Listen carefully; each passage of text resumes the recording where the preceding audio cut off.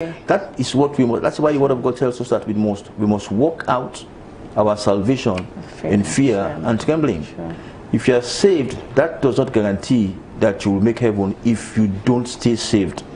You stay saved when you obey the Word of God. I mean, Jesus said, if you love me, keep my commandments.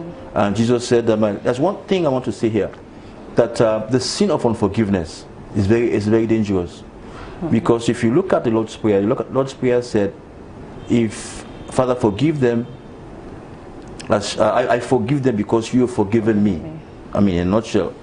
And that means if you don't forgive, God will not forgive you. Sure. And there's a parable about the king who loaned some money to his subject, about, let me say, 10 million pounds.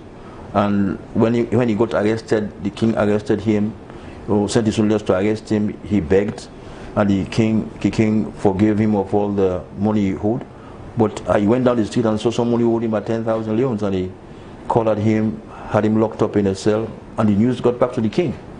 And the king ordered this man to be brought, not only him, but his family, and thrown into a cell. And then it was a parable that Jesus himself taught. He said this, he said, so will my Father do unto you, if you don't forgive others that trespass you. So the sin of unforgiveness, I think that is very prevalent among Christians. I don't go forgive until I die. I mean, they make a statement like, when we go to heaven, God will judge us. I mean, God doesn't have time for that. True. So many Christians go to Christianity because they don't know this. This is not taught in our churches. Most of the time, they don't know that there's a deadlier sin than any the sin. You see, with my experience in ministry, I believe that God judges the heart faster than he judges the sins of the flesh. Because every sin you commit comes from the heart. True. It comes directly from the heart. If you look at what happened, I believe in Ezekiel, when the Word of God was talking about Lucifer, there's a statement that the Word of God made, and iniquity was found in him. That iniquity, God looked into the innermost recesses of Lucifer's heart and discovered sin there. And that's the reason why God looks at the heart first of all, and not according to, you see, my mentor Kenneth Hagin used to say all the time, guard your heart if your heart is right. Guard your heart if your heart is right. Like again, I will say this, that for instance, if you steal, that doesn't make you a thief.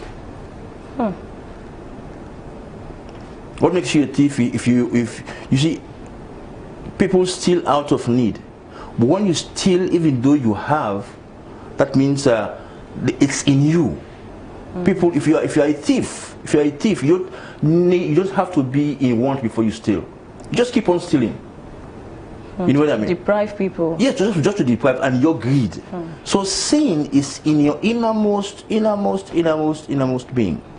It's in your innermost, in your spirit. There are many rich people who are thieves. True. They keep on stealing. Yeah. But some people steal because they're hungry. That doesn't make them a thief.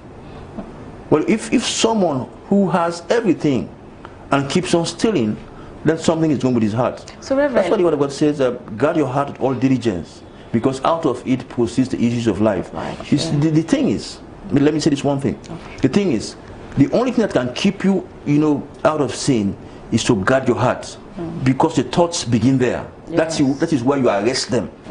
If you keep on encouraging the thoughts in your heart, you'll find yourself doing them. That's dangerous. True.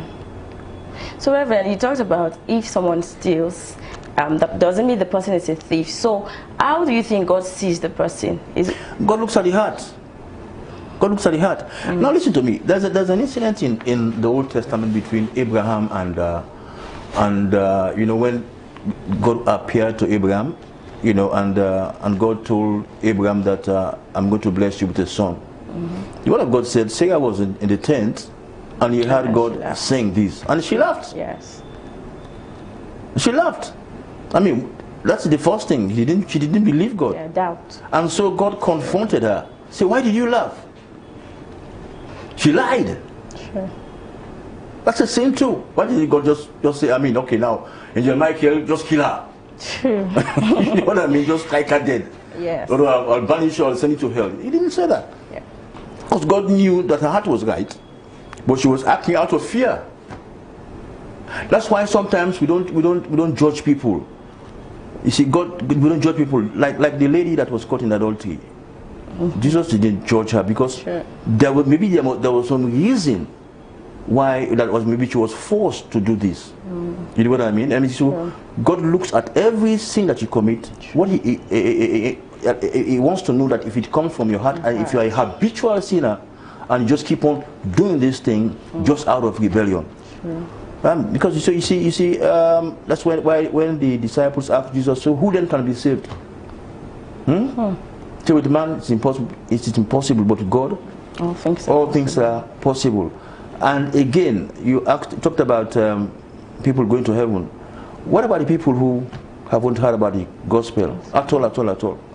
I was just reading today, I mean, I was watching a program that there is a tribe in the Philippines. They would call the islands, I think, Celestians or whatever it is. A group of people, about 500. They would attack anyone who comes near their island. Nobody has set foot on the island up to now. They are kept out of the world. Totally out of the world. And now again, God has given us a mandate to go and preach the gospel to them.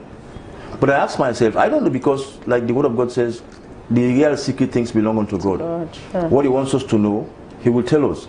And these guys have never heard about Jesus, and they won't allow anyone to come in and tell them about Jesus. So you ask yourself, what will God do with them? The only thing is, we must obey the mandate, the gospel mandate, to go and preach and leave everything to the Lord. To God. Certainly. Thank you so much, Reverend. God is helping us, and I'm also learning a whole lot. So we're going to take a little shift, and I want to know, I believe people also might want to know.